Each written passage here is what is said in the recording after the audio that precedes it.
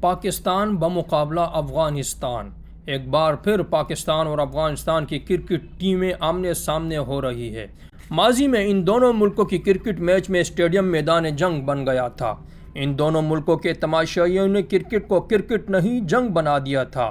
خصوصاً افغانستان کے تماشائیوں نے تو حد ہی کراس کر دی تھی۔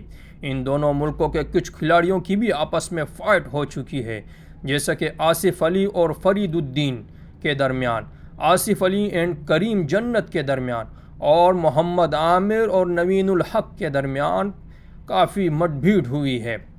اس ماہ یہ ٹیمیں پھر آمنے سامنے آ رہی ہے۔ پاکستان اور افغانستان کے درمیان 3 ون ڈے انٹرنیشنل میچز کی سیریز 22 سے 26 اگست تک سری لنکا میں کھیلی جائے گی۔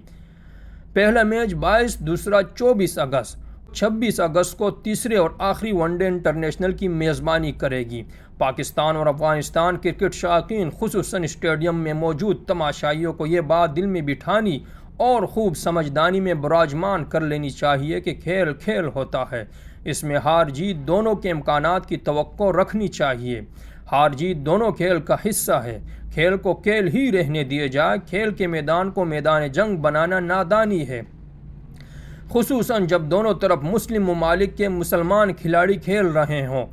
اس سے بھی بڑھ کر جب دونوں پڑوسی بھی ہوں تو انہیں پیارے نبی صلی اللہ علیہ وسلم کے پیارے امتی ہونے کا ثبوت بھی پیش کرنا چاہیے۔ دنیا کے سامنے تماشا نہیں بننا چاہیے۔ نان مسلم کو باتیں کرنے اور اسلام سے متنفر ہونے کا موقع دینا حماقت کے سوا کچھ نہیں۔ اللہ ہم سب کا حامی و ناصر ہو۔ اگر ابھی تک آپ نے ہمارا چینل سبسکرائب نہیں کیا تو ابھی کر لیں اور شیئر بھی ساتھ میں کر دیں کہ کرکٹ کے تمام شائقین تک یہ پیغام پہنچ جائے کہ اس بار پیار و محبت سے کھیل کر دنیا کے سامنے پیاری سی مثال پیش کی جائے۔ اپنا اور اپنے آس پاس والوں کا ڈھیر سارا خیال رکھیے گا۔ اللہ حافظ۔